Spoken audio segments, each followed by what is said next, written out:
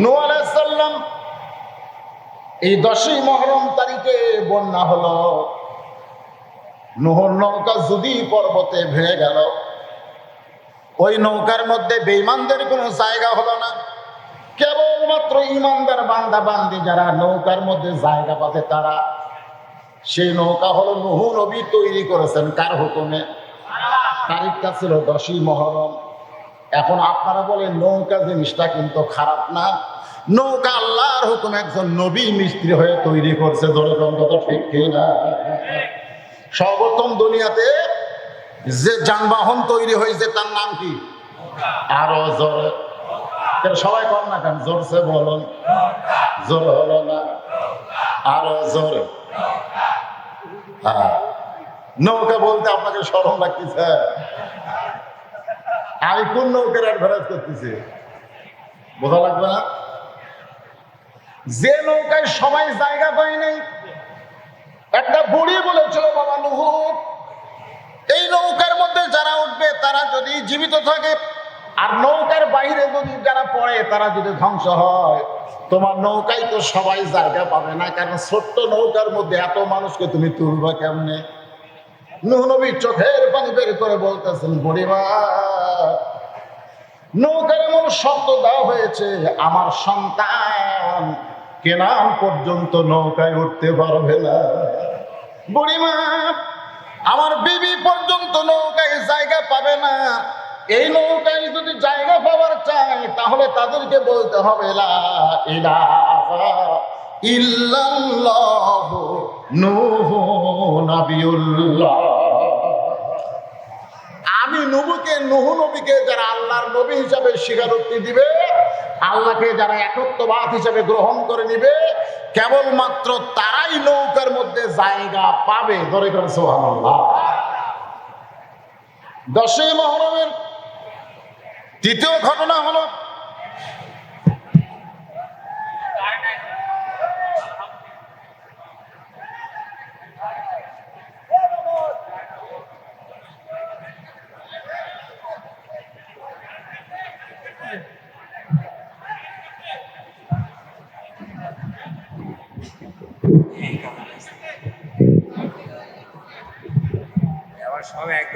কেমন আছে যদি জানবার চান আপনি মসজিদে যান।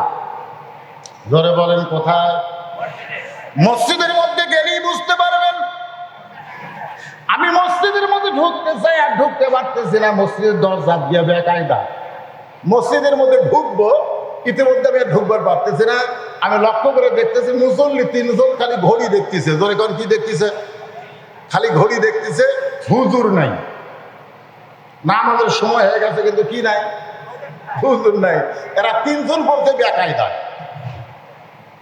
আমি চিন্তা করলাম এখনই ঢুকলেই তো আমাকে সামনে দিবে, তা আমি এখন ঢুকবো না। দেখি এরা 3 জন কি করে। আমি জানলার ফাঁকটা তাকায় দেখি 3 জনের মধ্যে একজন হলো আওয়ামী লীগ, একজন বিএনপি, আর একজন জামাত ইসলাম। 3 জনের মধ্যে এখানে বোঝানোর জন্য বলতেছি, ইয়ামুল আশুরা 10ই মুহররমের আলোচনা খুব খেয়াল করবেন যে 3 জনের মধ্যে একজন হলো আওয়ামী লীগ, আমাদের দেশে আওয়ামী লীগ আছে না নাই? একজন হলো বিএনপি আর একটা জামাত ইসলাম। এখন জামাত ইসলামের মুসল্লি বলতেছে, ভাই তোর দল এখন ক্ষমতা আছে, তুই সামনে যা। আওয়ামী লীগের মুসল্লি বলতেছে, ভাই আমার দল ক্ষমতা থাকলে কি হবে, আমি পিছনে যাওয়ার পারি, সামনে যাওয়ার পারি না। তখন বিএনপিকে বলতেছে, তাহলে তুই সামনে যা। বিএনপির মুসল্লি বলতেছে, আমি খুব পারলে আকামত দিবার পারি, তবে সামনে যাওয়ার পারি না। তখন জামাত ইসলামের মুসল্লি বলতেছে, তাহলে এখন নামাজ পড়াই কি? আওয়ামী লীগ বলতেছে, সামনে যা, তো দেরি করিস না, টাইম হয়ে গেছে।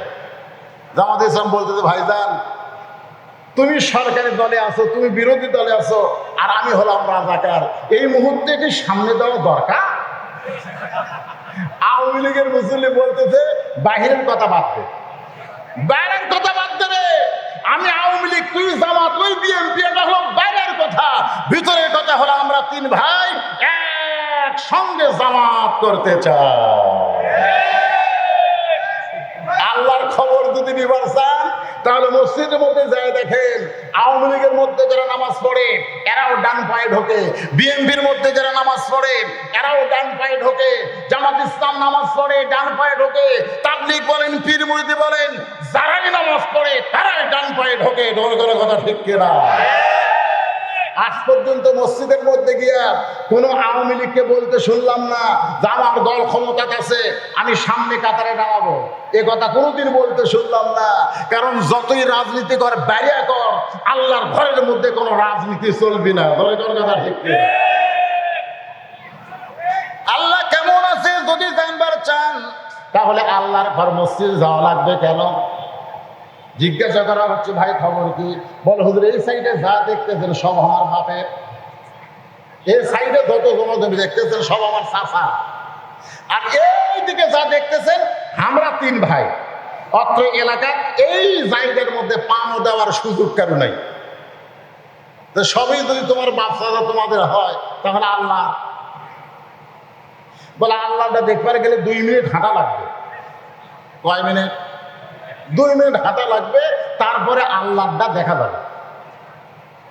2 মিনিট হাঁটতে হাঁটতে মসজিদের সামনে এসে বলতে হুজুর এদের দেখতেছেন, এদের মসজিদ দেখতেছেন, এখানে আল্লাহর কিছুই ছিল না, আমার চাচা দয়া করে আল্লাহ 10 শতক দান করছে। কয় শতক? আমার চাচা দয়া করে আল্লাহ 10 শতক দান করছে, আর আমরা টাকা দিয়ে আল্লাহকে একটা ঘর বানা দিছি। এইটাই হলো আল্লাহর টাকা। তোর ফেরেশতাকে আল্লাহ এটা কোন দেশ? যেই দেশে তোমার কিছুই নেই, ওর চাচা দান করলে তোমার জায়গা হয়, আর ওরা টাকা পয়সা দিয়ে তোমার ঘর বানায় দেয়। এই দেশের নাম কি? আল্লাহ ওই দেশের নামই হলো বাংলাদেশ। গোটা পৃথিবীর মধ্যে আমি আল্লাহ সবচেয়ে বড় বিপদে বাংলাদেশে ধরে থাকা।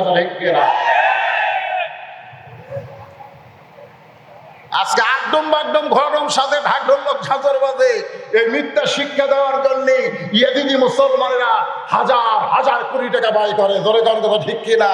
আর যালিকাল কিতাবুল লা রাইবা ফীহি হুদাল লিল মুত্তাকিন, আল্লাহর কোরআন শিক্ষা দেওয়ার জন্য হুসাইনি মুসলমান এত বড় বিপদে পড়েছে, মানুষের দরজায় ঘুরে ঘুরে যাকাত ফিতরা আদায় করে এই কোরআনের শিক্ষা আজকে মুসলমানকে নিতে হচ্ছে। ধরে কথা ঠিক কিনা?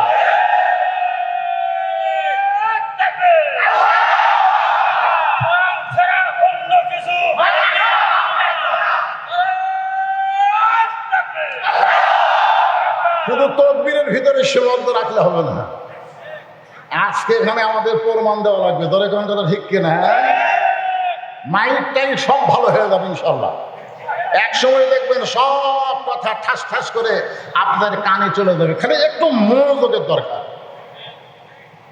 আশুরা সম্পর্কে আলোচনা শুনবো, সমস্ত আলোচনায় শান্তির এবং সুখের আলোচনা।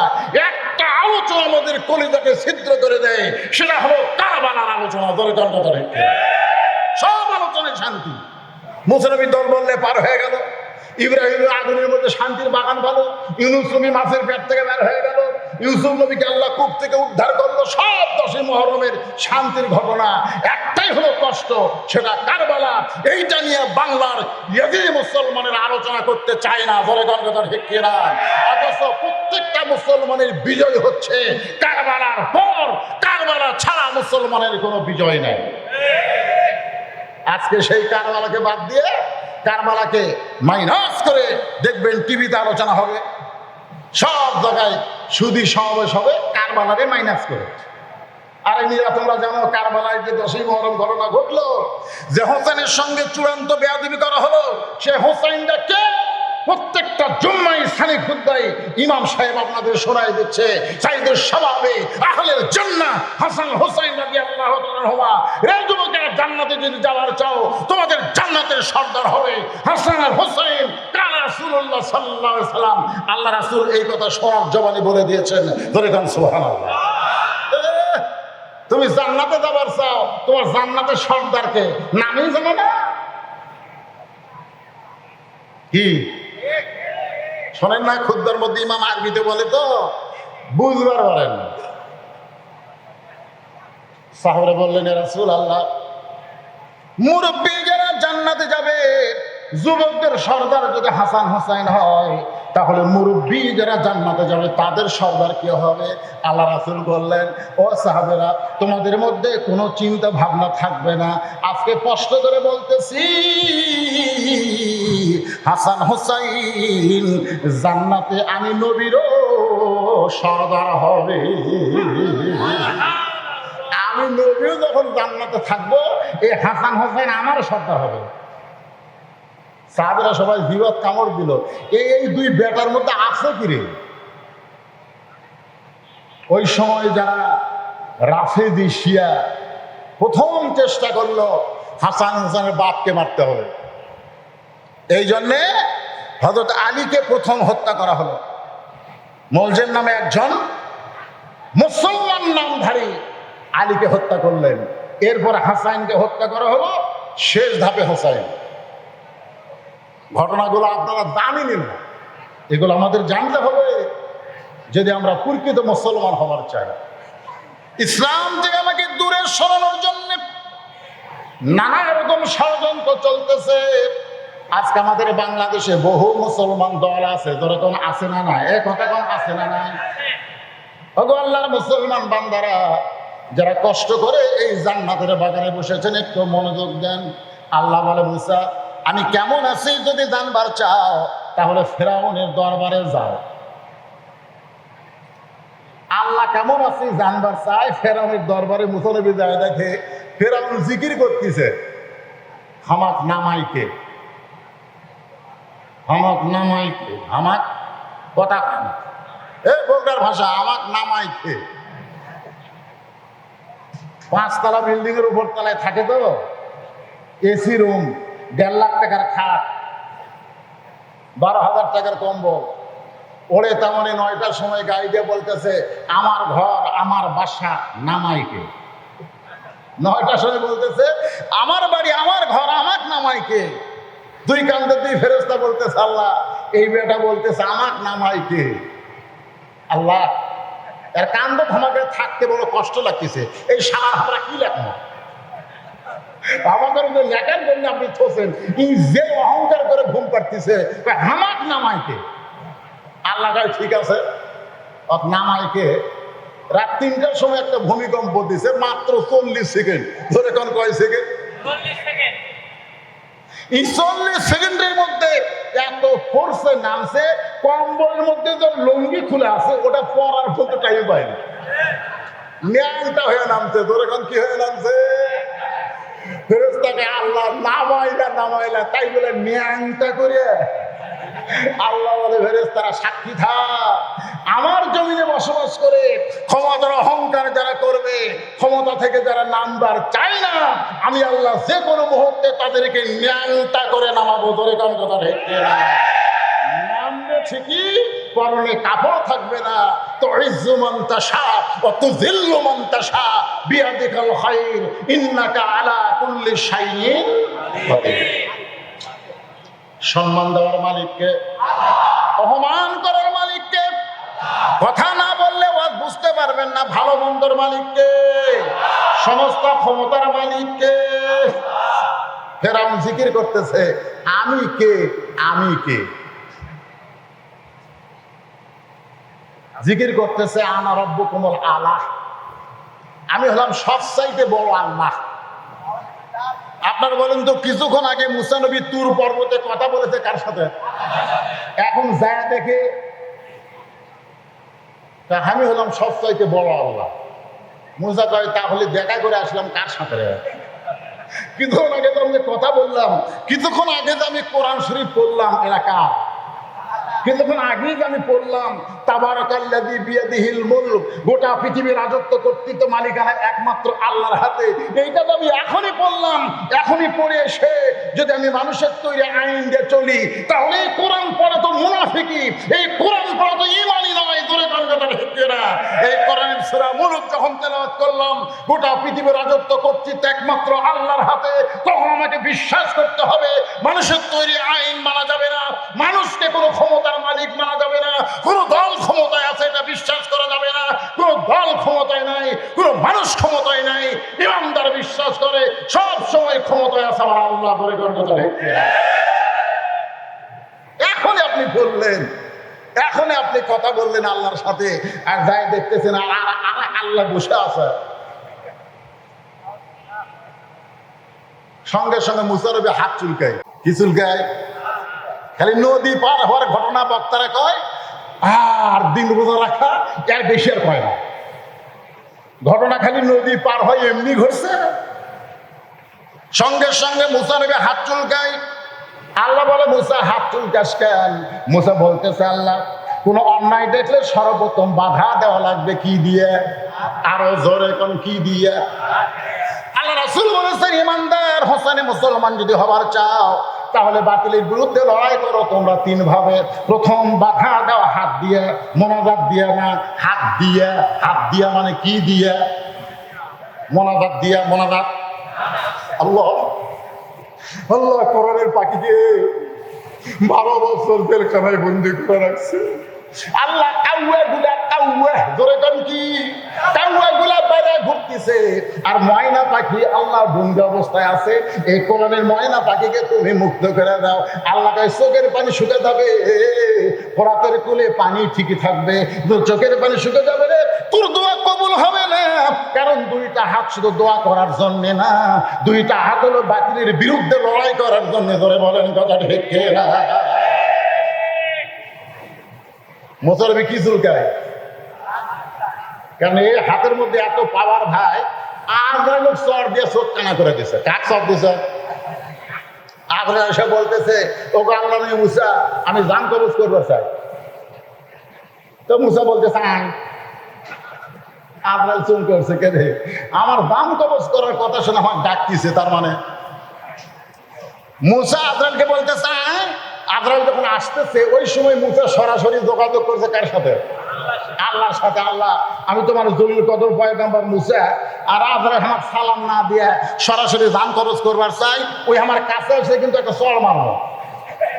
আল্লাহ বলতেছে, মুসা কত বড় আজরাইল, আর তুমি এত ছোট মানুষ, তুমি তো এক চড় দিয়ে আমার গাল হাতত পাবা। মুসা বলতেছে, আল্লাহ তুমি কি মনে করছো আমি একলা মারবো? আল্লাহ কয়, তোমার সঙ্গে কে আছে? মুসা বলতেছে, বিসমিল্লাহ। বিসমিল্লাহ বলে চড় মারবো। এখন যেতে দেওয়া লাগে, কারণ বিসমিল্লাহর মধ্যে মুসা নাই, বিসমিল্লাহর মধ্যে আল্লাহ আছে। বলে কথা দেখে না যে আজরাইল কেবল এরিয়ার মধ্যে আছে, বিসমিল্লাহ যেই মারছে আল্লাহর কুদরতি হাত মুসার হাতের সাথে যোগ হইয়া আজরাইলের বাম চোখের উপরে এমন চড় পড়ছে ভাই, এক চড়ে মনি উল্টে গেছে। যাদের চরের সাথে আল্লাহ আছে, বাতিলের কোন শক্তি তাদের সামনে দাঁড়াবার পারবে না। ধরে কোন কথা ঠিক না?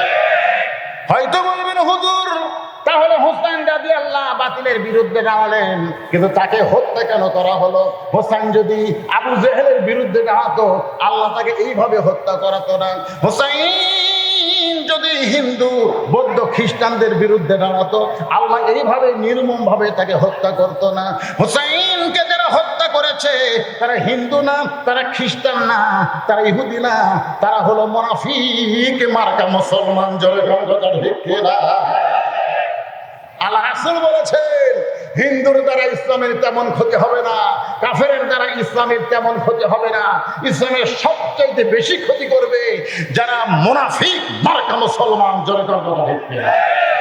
আজকে আমাদের বাংলাদেশে সবচেয়ে বেশি কে ক্ষতি করতে চায়? মুসলমানরা করতেছে না।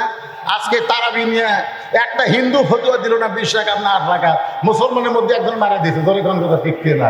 নামাজের পরে মোনাজাত করা যাবি কি যাবি না, ওটা কোনো হিন্দু বক্তব্য দরকার নাই। এক মুসলমানই বলতেছে জায়েজ নাই, আর একটা বলে মোনাজাত ছাড়বো না। ধরে কথা কম না কেন? হ্যাঁ, একটু মনোযোগ দিয়ে শুনবেন। যখন হযরত হুসাইন 72 জনকে নিয়ে কুফার দিকে রওনা দিলেন, ধরে কোন কতজন?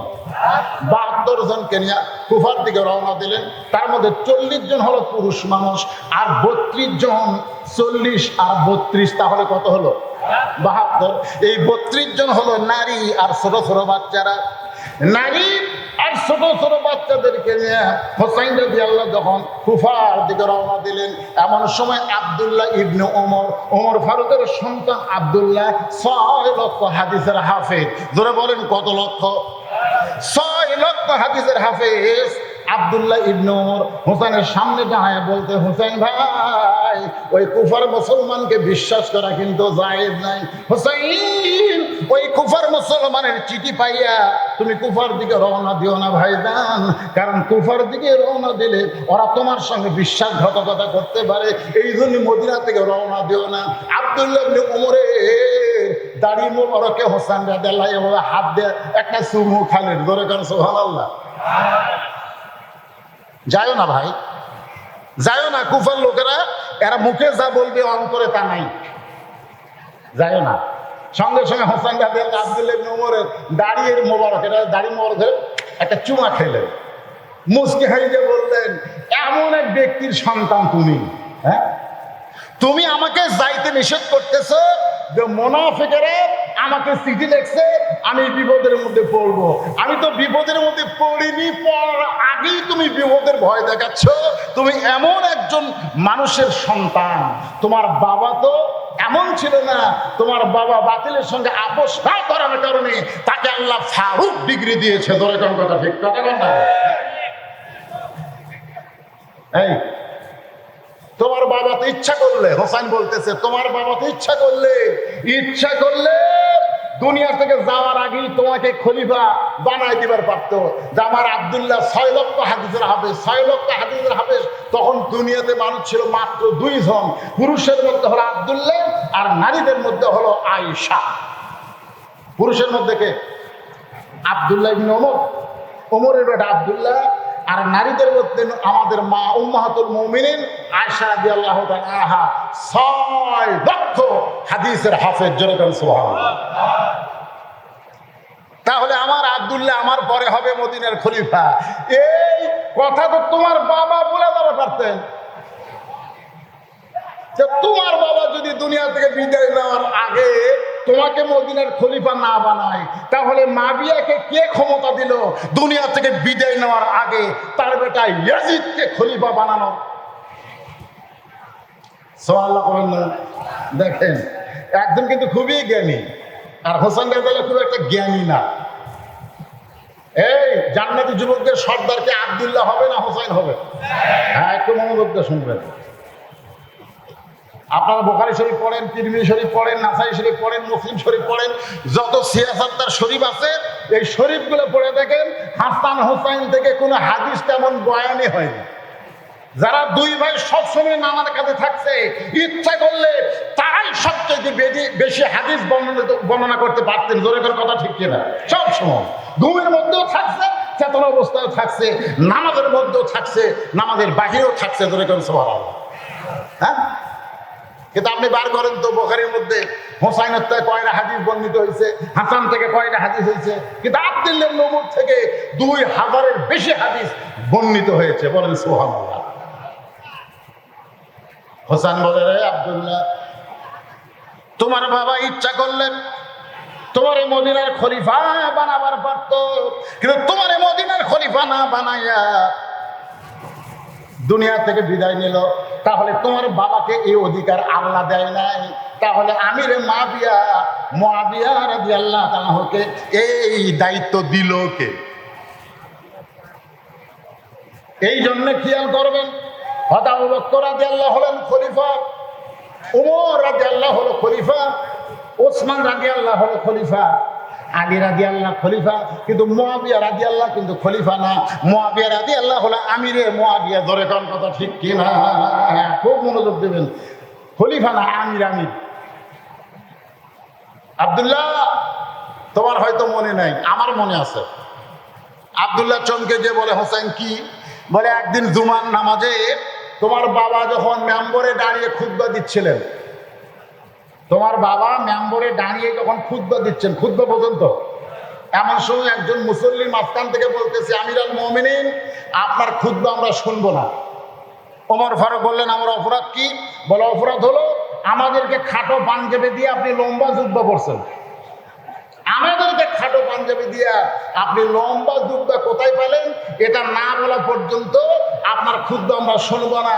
হোসেন বলতেছে তোমার বাবা যদি আমিরে মাবিয়া হতো তাহলে ওই ব্যক্তিকে সঙ্গে সঙ্গে 2 টুকরা করতো, কিন্তু তোমার বাবা উমর হওয়ার কারণে চোখের পানি বের করে বলতেছেন আমি যে লম্বা জুব্বা পরেছি এই জুব্বা পরার কারণেই যদি আমার ক্ষুদ্র নাশ হলো তাহলে এই জুব্বাটা কোথায় পাইলাম এটা জানতে চাও? মুসলিমরা বলতেছেন হ্যাঁ, আগে আমাদের এটাই জানা দরকার। কারণ আপনি তো রাষ্ট্রনায়ক না, আপনি প্রধানমন্ত্রী না, আপনি প্রেসিডেন্ট না, আপনি হচ্ছেন মুসলিম মিল্লাতের খলিফা।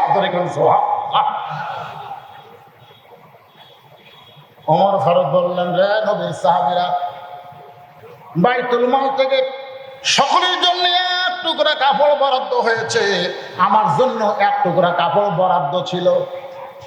আমার পরনে জুব্বা দেখতেছো, এই গোটাটা আমার একার ছিল না, আমার অর্ধেক, আর অর্ধেক কাপড় হলো আমার ছেলে আব্দুল্লাহ ইবনে ওমরের। আব্দুল্লাহ ওমরের চাইতে ওমরের কাছ থেকে ওই কাপড়টুকু আমি ধার নিয়ে আমি গভীর রাত্রে বাবা আর ছেলের কাপড় মিলাইয়া এই লম্বা জুব্বা পরে খুতবা দিচ্ছি।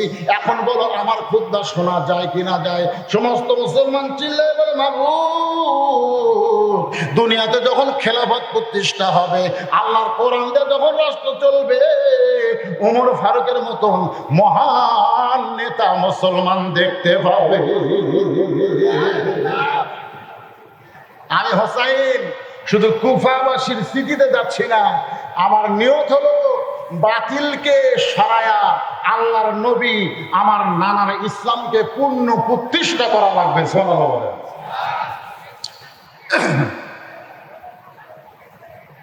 একটু মনোযোগ দিয়ে শোনেন। মুসা নবী যখন হাত চুলকায়, জোরে কোন কি চুলকায়, সঙ্গে সঙ্গে আল্লাহ বলতেছেন ওদউ, আল্লাহ বলতেছেন কোরআন শরীফের মধ্যে আপনারা পাবেন আল্লাহ রাস্তায় যখন তোমরা দাওয়াত দিবা তখন তোমাদেরকে হিকমতের সঙ্গে দাওয়াত দেওয়া লাগবে। জোরে কোন কিসের সাথে? উদউ ইলা সাবিলি রাব্বিকা বিল হিকমা মাউইজাতিল লিল হাসানা। আল্লাহ কোরআন কারীমের মধ্যে বলেছেন তোমরা যখন দাওয়াত দিবার যাবা, চিল্লাচিল্লি করে মারামারি করে ফাটাফাটি করে তোমরা দাওয়াত দিবার পারবা না। দাওয়াত দিবার গেলে তোমাদের হিকমতের সাথে দেওয়া লাগবে। আজকে বগুড়া থেকে আমি এখানে চিল্লাচিল্লি করতে আসি নাই, আমি আজকে আশুরা সম্পর্কে আপনাদেরকে দাওয়াত দেব, আর সেই দাওয়াত আমাদেরকে হিকমতের সঙ্গে দেওয়া লাগবে। হিকমত মানে বুঝলেন? হিকমত মানে ডাইরেক্ট না, ডাইরেক্ট দেওয়া যাবে না, অ্যাঙ্গেলে মারা লাগবে। জোরে কোন কথা ঠিক না? তা আল্লাহ বলে মুসা এ ডাইরেক্ট না দিয়ে অ্যাঙ্গেলে দে। মুসা আলাইহিস সালাম বলতেছে ফেরাউন, তুমি যে জিকির করতেছো আনা রাব্বুকুমুল আলা, আমি সবচাইতে বড় আল্লাহ। তুমি যদি সবচাইতে বড় আল্লাহ, তাহলে তুমি কি খাও না খাওয়াও?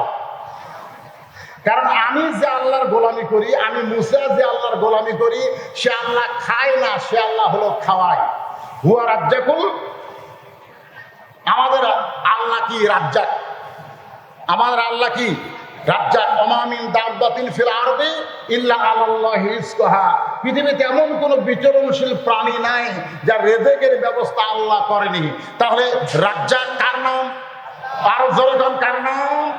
তাহলে আমি যে আল্লাহর কলেমা পড়ি লা ইলাহা ইল্লাল্লাহ মুসা কালিমুল্লাহ, সে আল্লাহ খায় না, সে আল্লাহ খাওয়ায়। তুমি যে আল্লাহর দাবি করতেছো, তুমি খাও না খাওয়াও? তখন ফেরাউনের কাছে একজন মন্ত্রী বসে আছিল, তার নাম হলো হামান। ধরে গান, তার নাম কি? হামান। বলতেছে আমার আল্লাহ খায়। সর্বপ্রথম ফেরাউনকে নষ্ট করেছে তার নাম হলো হামান। আমাদের বাংলাদেশে এরকম হামান মার্কা কিছু লোক আছে না? নাই ধরে গান আছে না? বলতেছে আমার আল্লাহ খায়। মুসা বলতেছে হামান, যে আল্লাহ খায় সে আল্লাহর বিপদ আছে, যে আল্লাহ খাওয়ায় তার কোনো বিপদ আছে, কিন্তু যে আল্লাহ হয়ে খায় তার বিপদ আছে। কারণ খাওয়ার মধ্যে যদি কম বেশি হয়, যেরকম বাংলাদেশে খাইতে খাইতে দেশের সব টাকা বিদেশে পাচার করতেছে, এখন বিদেশের ব্যাংক আশ্চর্য হয়ে বলতেছে এত খাওয়া বাংলাদেশ কোথায় পায়? খাওয়ার মধ্যে কম বেশি আছে না? নজরে করা আছে না? 1 কেজি গোস্তর দাম 700 টাকা, 5 কেজি আলু 1 কেজি গোস্ত বাড়ির যা বউকে বলে পাক করো। যখন আলু আর গোস্ত পাক করে স্বামীর সামনে দেয়, এখন স্বামী আলু খায় আর বলে সেই রকম স্বাদ হয়েছে রে। বউ কয় 2 টুকরা গোস্ত নাও, বলে 2 টুকরা নিয়ে 1 টুকরা দে। 1 টুকরা গোস্ত নেয়, বউ তাকায় দেখে গোস্ত সামান্য ছেড়ে খায় আর ভাত এরকম 1 গাছ খায়। 1 টুকরা গোস্ত দিয়া 8 গাছ ভাত খাচ্ছে। 8 গাছ। কয় গাছ?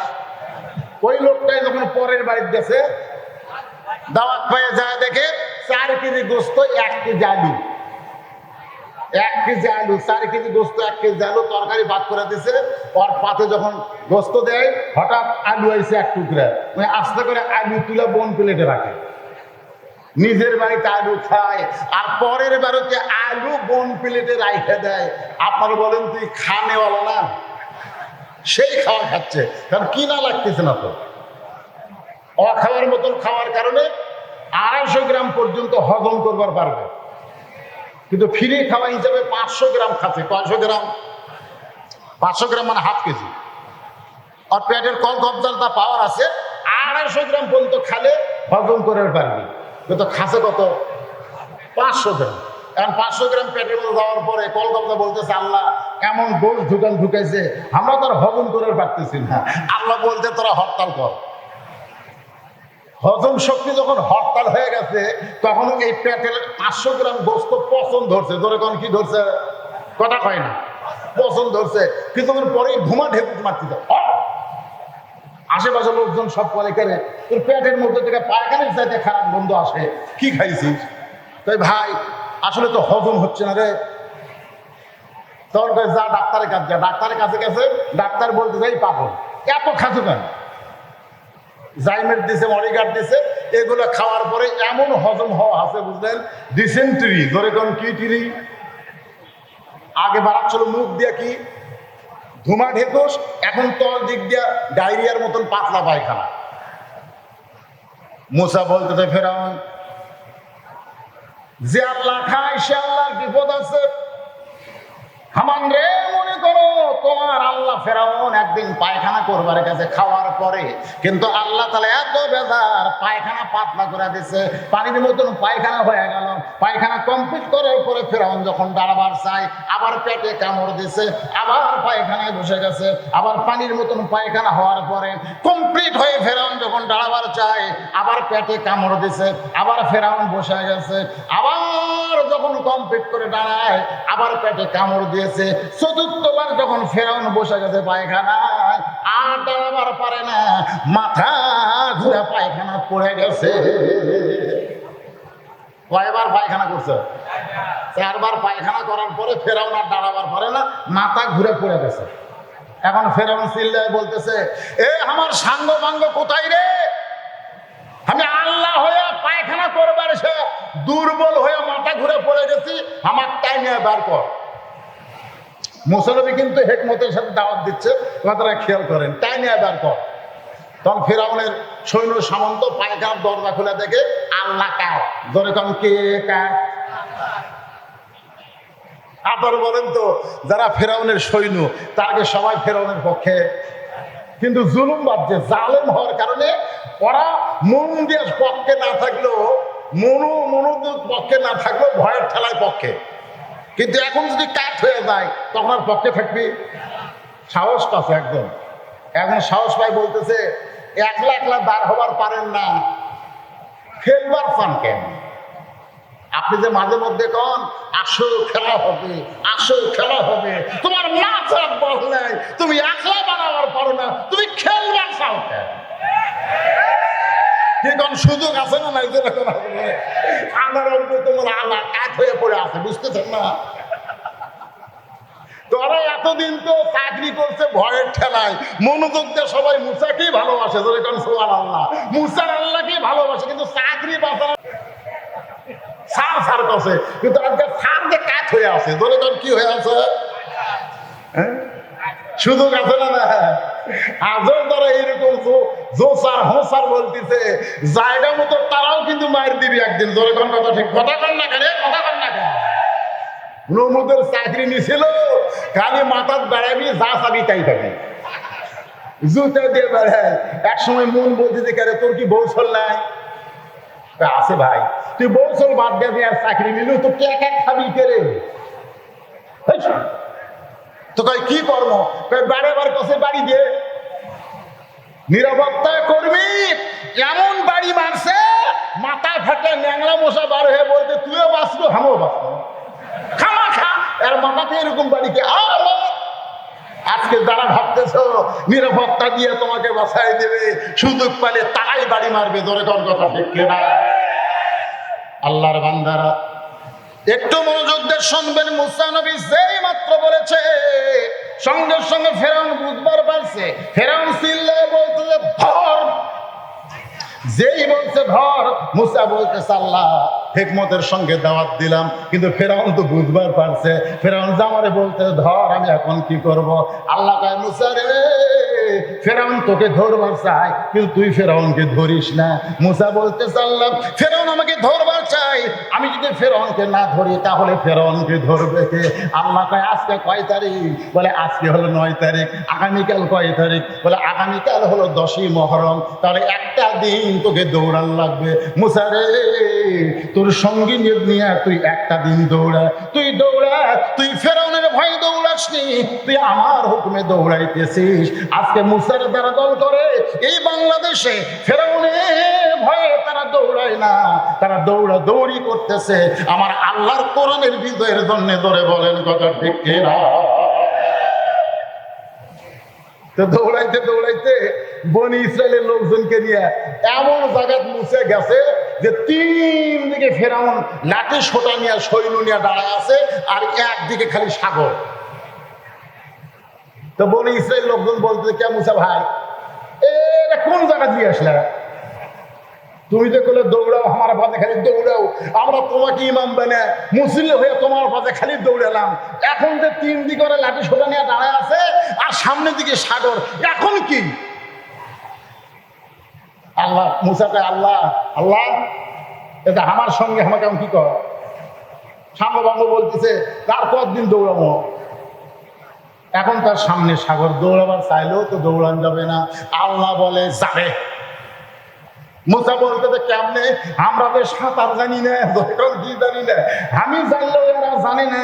এই সাঁতার জানা মানুষ না জানা মানুষকে নিয়ে আমি সাগর কেমনে পাড়ি দিব? নাসরুন মিনাল্লাহি ওয়া ফাতহুন কারীম ওয়া বাশশিরিল মুমিনিন।